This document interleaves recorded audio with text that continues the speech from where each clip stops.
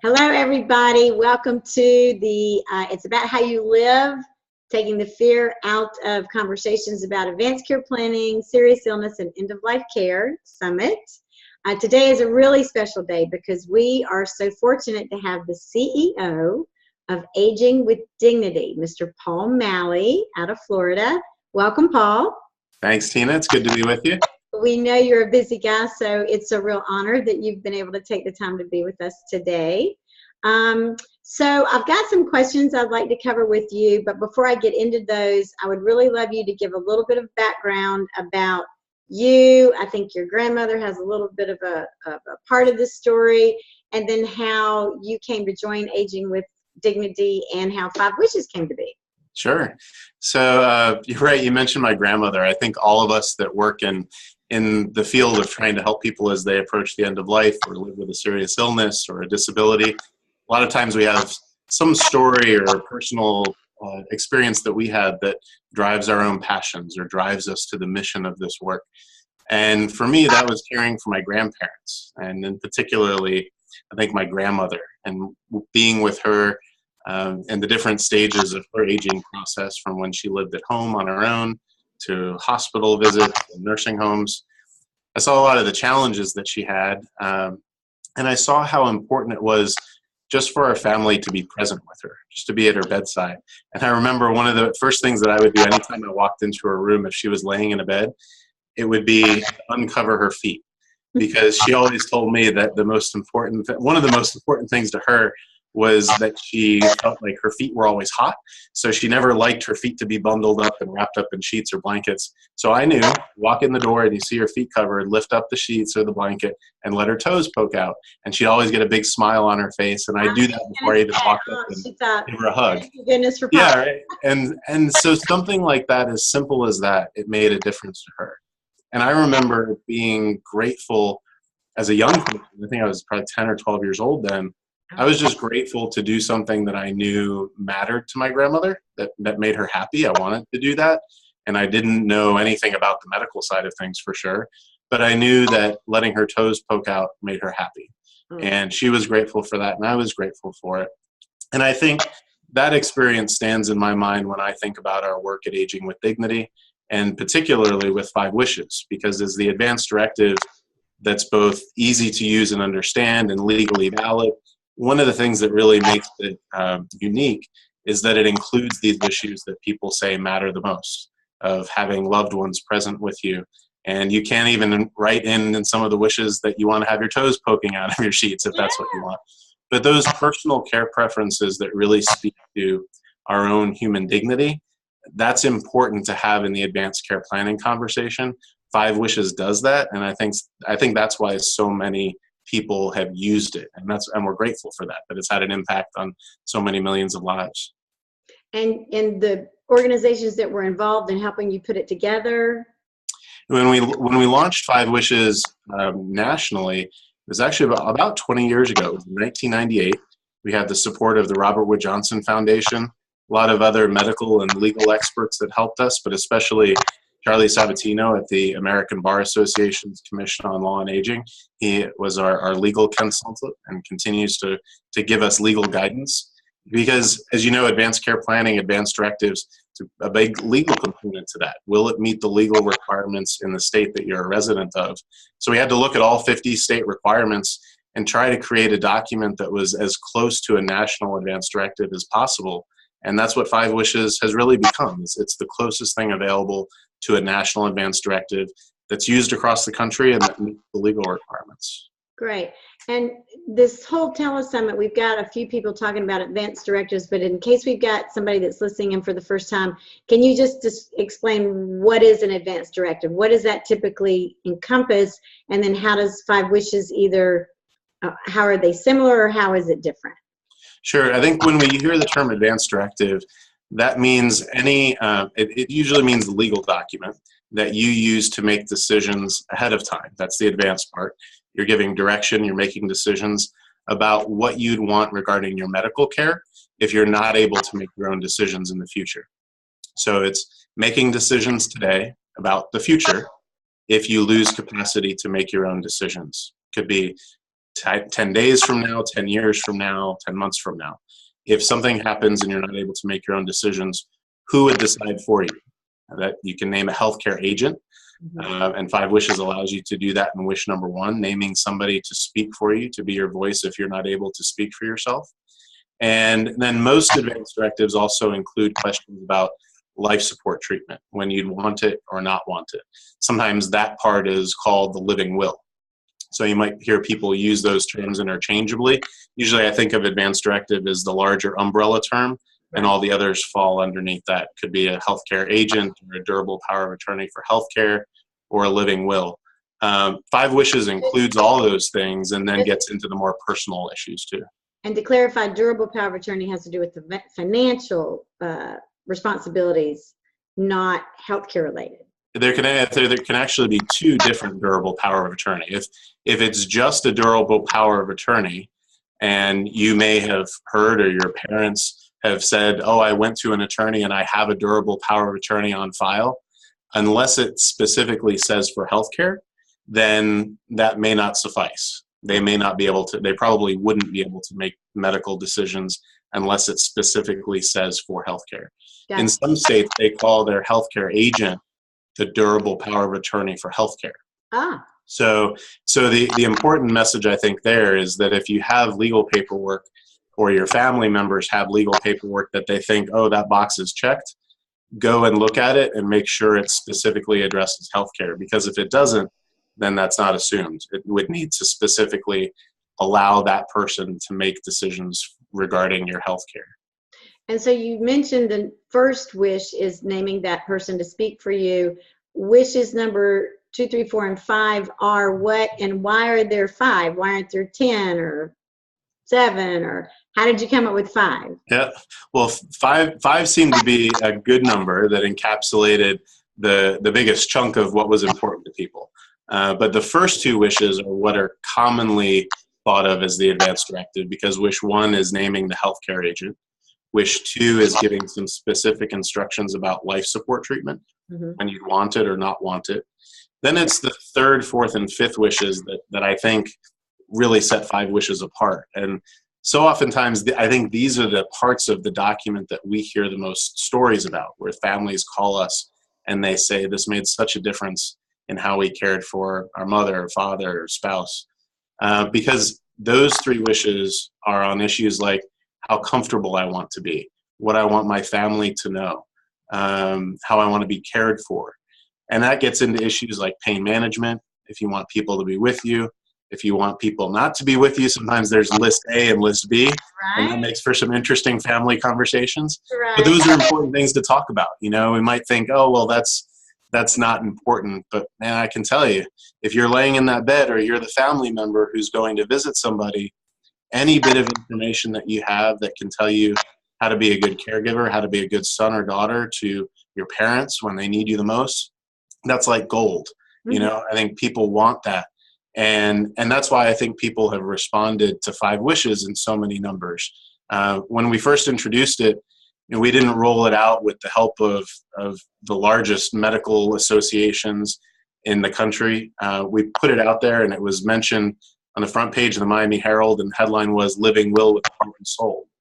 And people responded, families responded. They said, you know, send us 10 so our whole family can talk about it. And then it grew, you know, it just somersaulted from individuals and families using it to doctors and hospitals and long-term care facilities and hospices and health systems. And it's because of all those organizations really that have taken 5 Wishes out all across the country that we've been able to distribute and serve now almost 30 million people who have used 5 Wishes. And that's because of all these partner organizations all over the country that have used 5 Wishes, taken 5 Wishes, and made the message of 5 Wishes, message of dignity, the message of their health system or their organization. And what an honor, and just makes you feel so good that it's known as the Living Will with the Heart and Soul. I mean, it is. Yeah. That's wonderful. It just makes you feel good all over. Yeah. So I do want to, we've only got 30 minutes and this is such a wonderful topic, and I do want to just make sure we touch on a few different things. So I think everybody now understands, our viewers know, Living Will Healthcare Power of Attorney or legal documents. 5 wishes are another way to make your wishes known. And did you say in 42 states? Right. So it meets the legal requirements on its own in 42 states. And in the other 8 states, it can go along with the state form. Very So good. it can be used in all 50 states, but 8 states require that you use that state-specific form. So what we tell people in states like Texas or Alabama or Ohio is you can use 5 wishes, your family can use 5 wishes, but make sure you get your state form from your doctor and then put the 2 together. In all other 42 other states that are listed in 5 wishes and on the website, fivewishes.org, you can use 5 wishes and know that it meets the legal requirements for an advance directive. You don't need any other paperwork. You don't need an attorney. In most states, it just needs to be signed, dated, and witnessed by 2 people, and it meets the legal requirements. And that was really our goal, was to make this attainable and doable for any person. Any family in America can take 5 wishes and have a conversation around the dining room table and sign it and have their friends witness it, make sure their doctor has it, and they've done what they need to do for an advance directive if they back it up with a conversation too. That's wonderful. Makes it easy. Feels like it makes it a lot easier. Right. It's not an easy topic to talk about. So the less hurdles you have, the better. And that's, I think that's the beauty of 5 wishes, is that it takes down that hurdle of being complicated and hard to understand. Right. If something is kind of a taboo topic and you don't want to talk about it, but it's also hard to understand, then, you know, the deck is stacked against you. Surely. Now, and a second ago, you did mention doctors. So I want to ask you, can you tell us about any tools you offer for medical professionals? Because we do have medical professionals tuning into the telesummit as well. Tools for the medical professionals to help them feel more comfortable having these difficult conversations about serious illness. Yeah, we just developed a brand new healthcare toolkit. So for clinicians, a guide on how to have a conversation about 5 wishes and advanced care planning with your patients, that positions advanced care planning as what we see happening in the healthcare field right now, where it's a natural part of the discussion, whether it's an annual wellness checkup for a Medicare patient, and not even just Medicare patients, but any visit or consultation with a doctor. If a doctor says to a patient, regardless of whether they're 40 or 80 or 90, one of the most important things to me as your physician or nurses, as a clinician, one of the most important things to us is to know what's important to you. Right. If we want for us to provide the best care possible to you in the long run, for the long term, the more information you tell us about you, the better.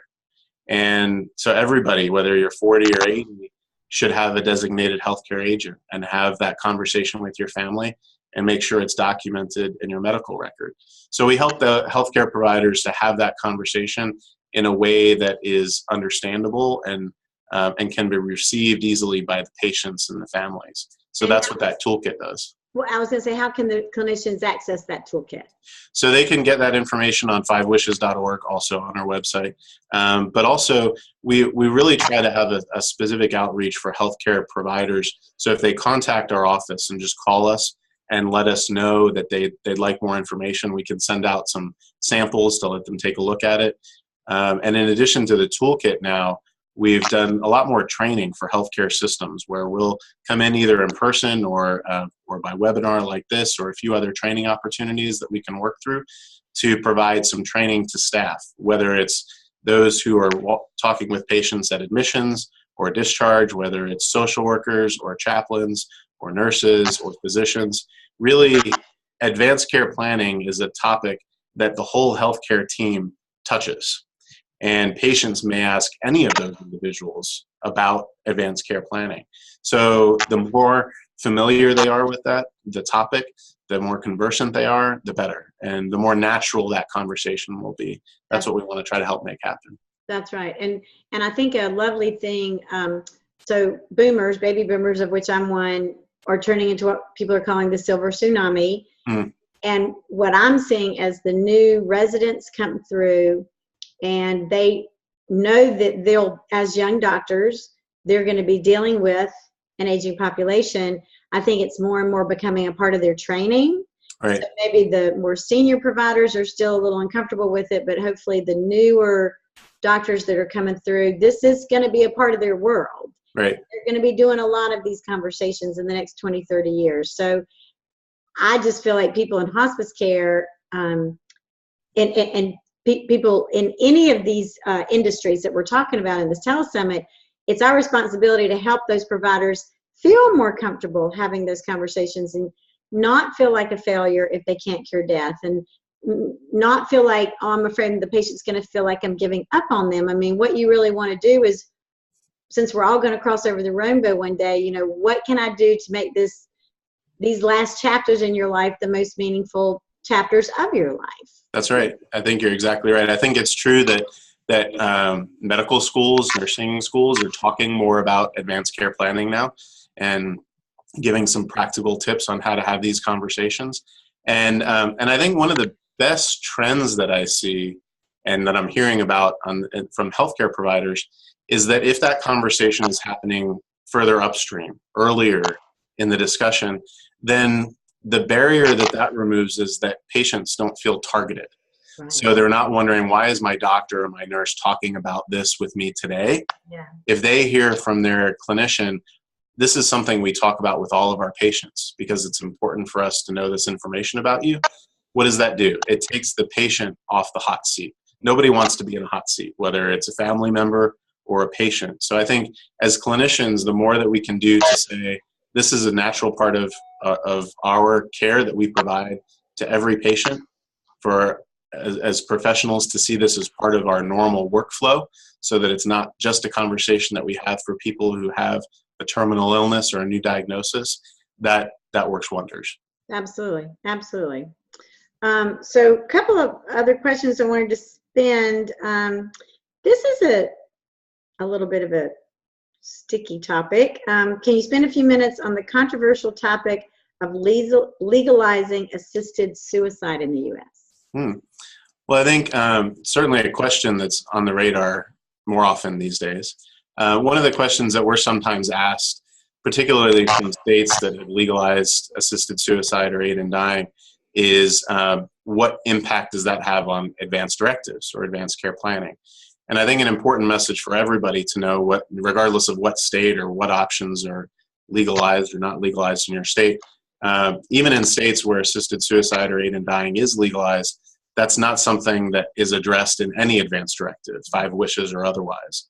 You have to have capacity according to those laws to make the decision while you have capacity. So because it's not something you can ask for in advance, it's not something that's addressed in any advanced directive, 5 wishes or otherwise. Right.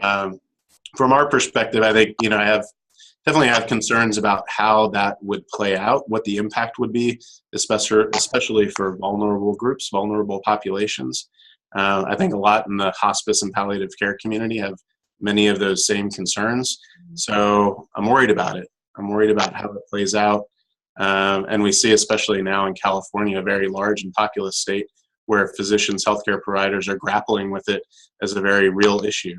So I think the message that we want to make sure that everybody receives is that if there are fears that you have about approaching the end of life, especially if you have a terminal illness right now, it's important to be able to identify what those fears are, what those concerns are. Talk with your providers about those specific issues. If there are concerns that you have, fears that you have, worries that you have, talk about it with your family, talk about it with your providers. The beauty of the hospice and palliative care world right now is that there's so much that can be done to address issues of pain and the other psychosocial issues that are often at the heart of that desire to ask for an early exit. So I think that's an important message, to make sure that people are talking about the things that they're worried about, their fears, and make sure that they have the contact with hospice and palliative care professionals who can respond to them professionally and adequately. And it's a wonderful point you make, because there are studies that show that if someone is in a great deal of pain, which may cause them to feel like, I'd rather just not deal with this anymore. If the hospice world is able to control that pain, then the desire for suicide just goes right through the floor. Sure. Drops like a rock. So, who wants to sit around hurting? But if hospice and palliative care professionals can make that pain ease, then that's a horse of another color. That's right. Yeah, I think that if people are very sick, and especially if they're in pain, if they're worried about if they're going to be alone, it's not surprising that they're feeling despair and fear. Right. That in itself is not surprising. I think the question for us, especially as clinicians and professionals, but as family members, is how do we respond? If somebody feels that way, how do we respond?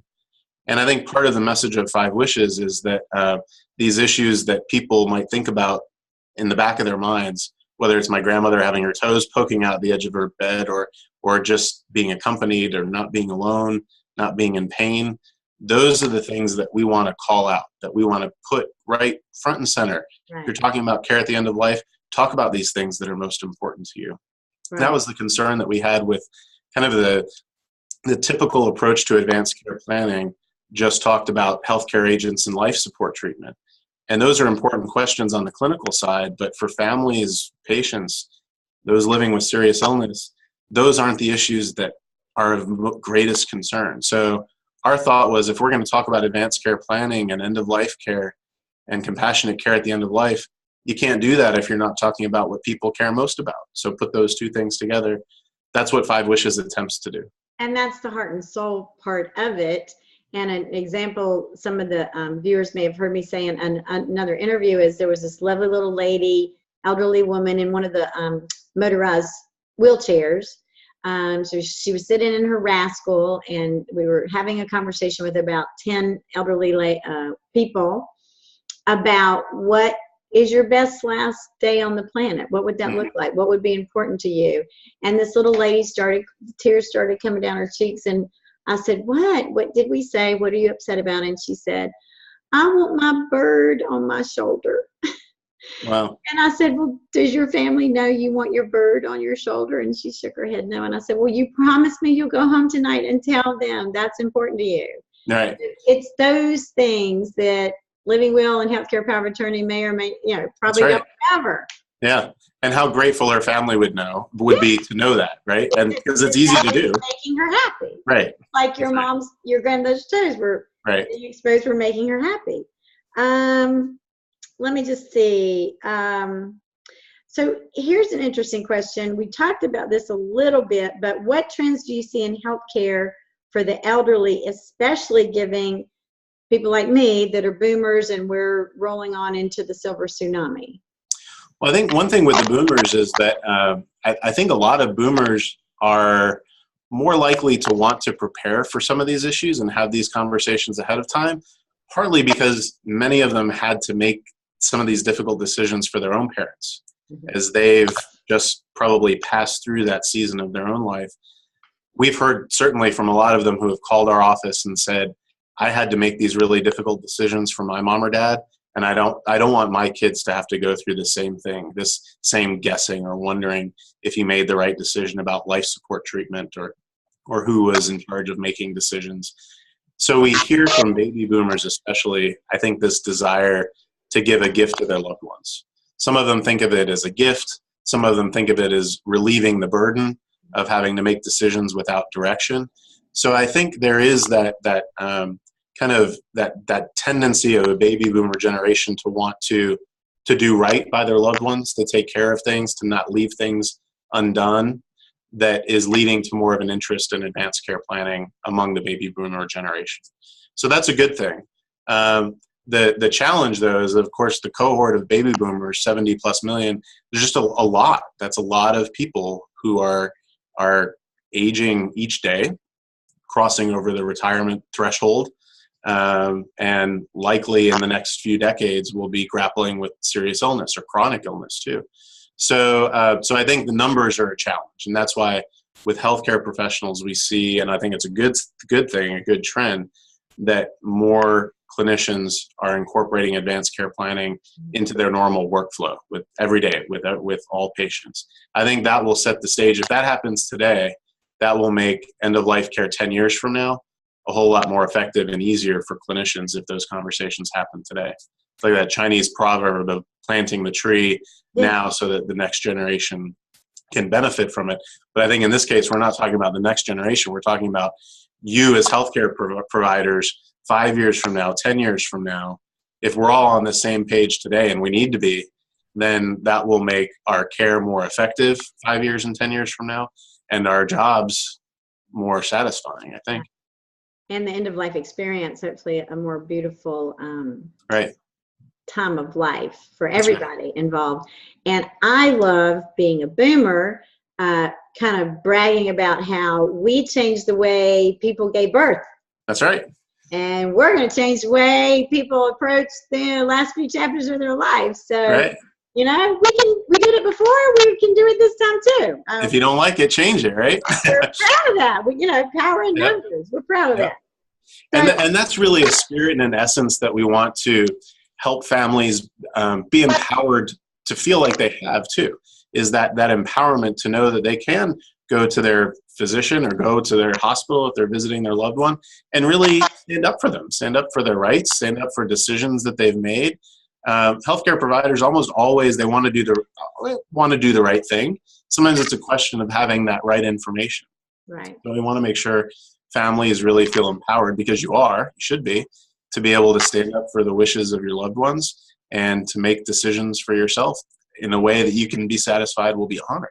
That's important. And I agree that I think every provider out there, whether you're in end of life type of care or pediatrician or whatever you are, you really want to do what the patient and family want. Right. And you're not psychic. You don't know, just, you know, we got to have these conversations so that the patients and families can be empowered to make it clear to the provider, you know, in my world, this would be great, but my family member might have a whole different opinion when they're sitting in the seat. Right. So everybody's unique, everybody's different, and everybody's hands should be on their own steering wheel.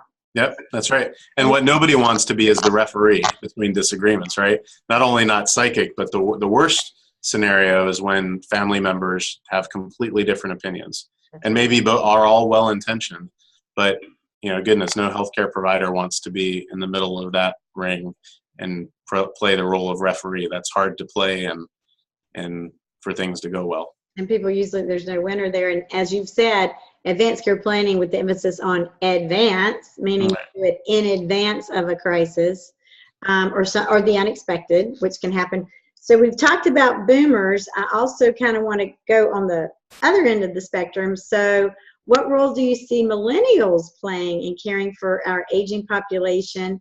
And what are millennials' comfort level in having conversations about death and end-of-life wishes?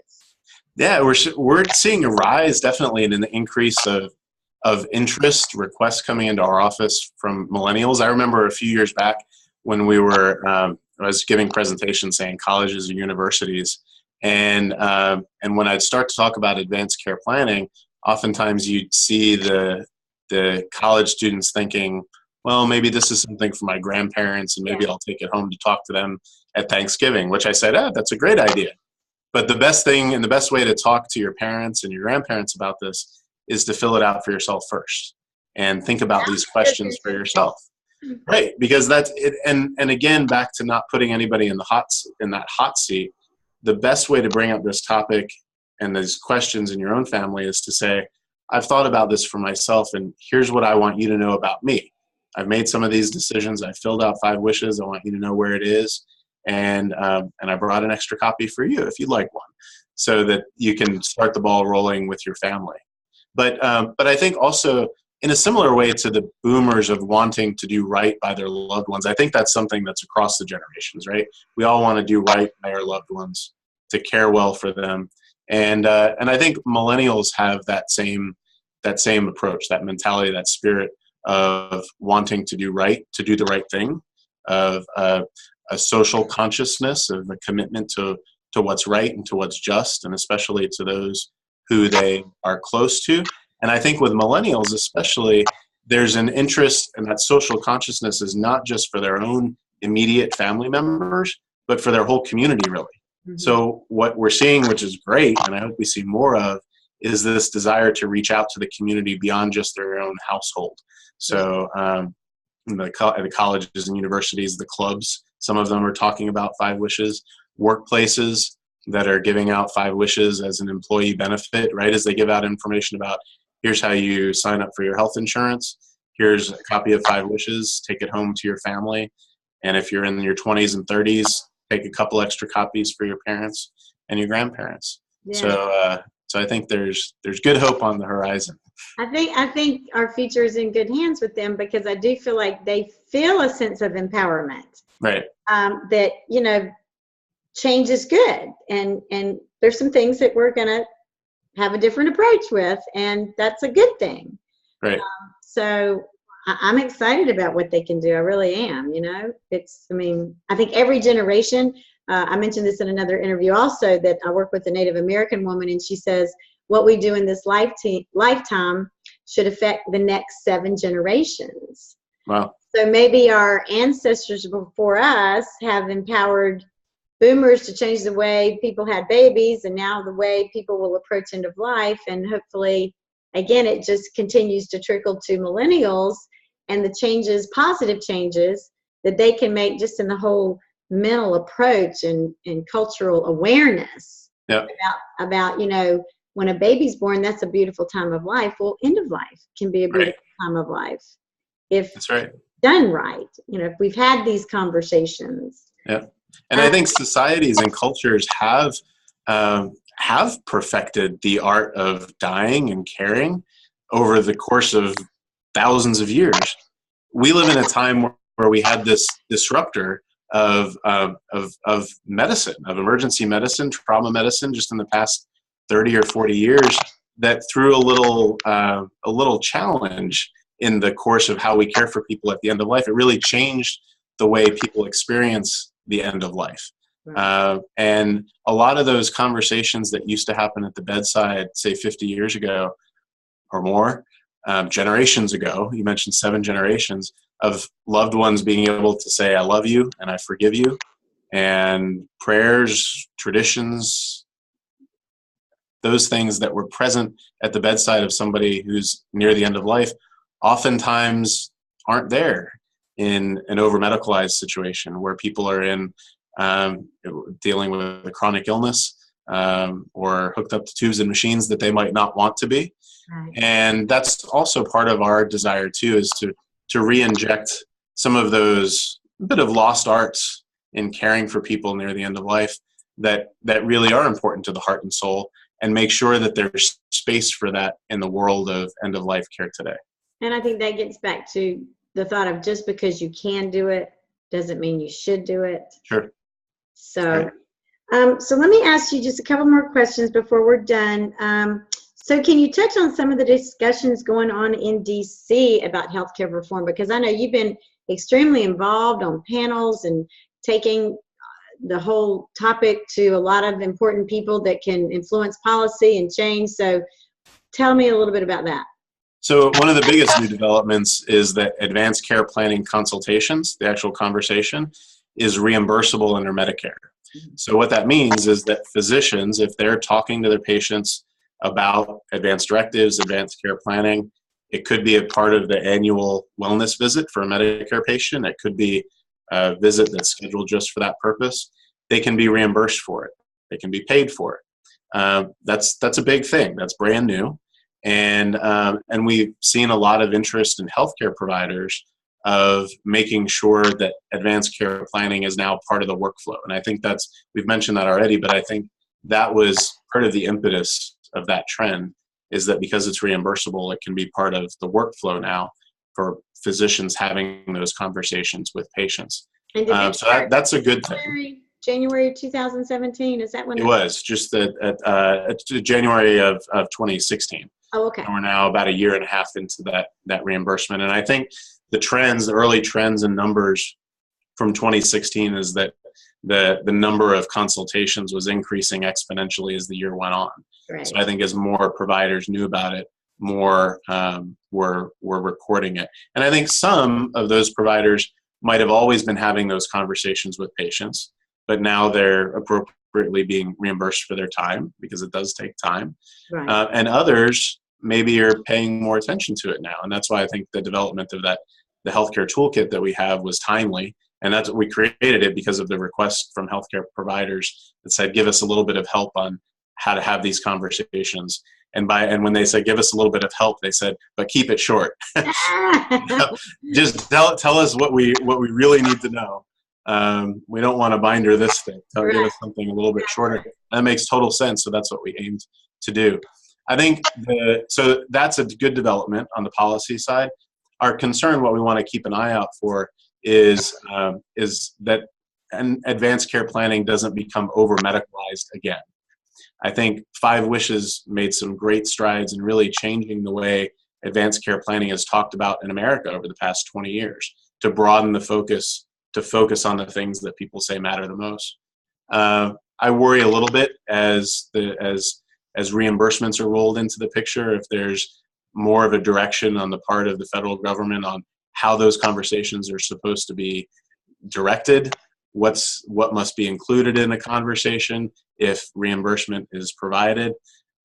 So that was part of our role in the advocacy world, in the policy world, saying, yes, it's a good thing to encourage advanced care planning, to reimburse it, but providers and patients should be in charge of how those conversations happen. Yeah. And there were some proposals that were out there that were, 6 pages, 10 pages of list of requirements of what must be included in the consultation if the doctor is going to be paid. Okay. And we think that's not a good thing for the providers. It's not a good thing for the patients.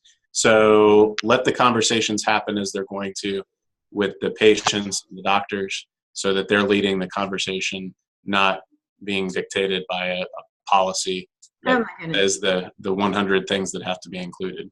Exactly. Oh, thank you for doing that. Sure. So we're getting short of time. I do want to just ask, are there any new projects Aging with Dignity is working on that you'd like to share with the listeners? Well, I think the healthcare focus is certainly our big focus right now, trying to help healthcare teams developing new training that's available in addition to the discussion guide and the toolkit. We're creating some new online modules that you'll hear more about later this year, and training that's accessible for healthcare providers across the country. And also, we've been doing a little bit more on-site training for health systems, where a member of our team would be on site, particularly if the health system is launching a new initiative with Five Wishes, where they're bringing together all the members of their team and planning for the implementation, launching it so that their whole team knows about it and is aware of it. So stay tuned on more of those things to come. Okay, wonderful. So before we wrap up, any last key takeaways, key points, anything about Five Wishes or Aging with Dignity you want to be sure these listeners, if they don't walk away with anything else, what do you want them to walk away with? I think take Five Wishes with you. Check it out on the website. But the best thing that you can do, and this is if you're a healthcare professional or somebody who's watching because it's of interest to you and your family, is be the one to start this conversation.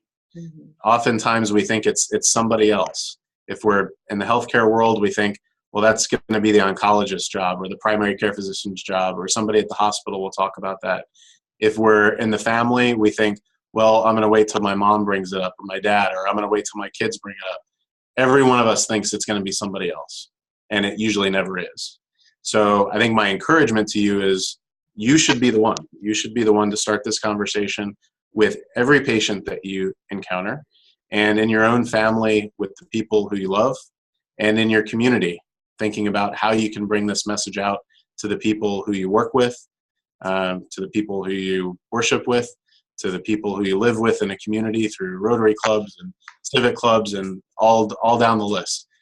So I think that's the message really that we hope everybody hears, is that this is something that will help you get the care that you want, but also that you can give a gift to your loved ones and everybody around you by bringing this message and this resource of Five Wishes to them.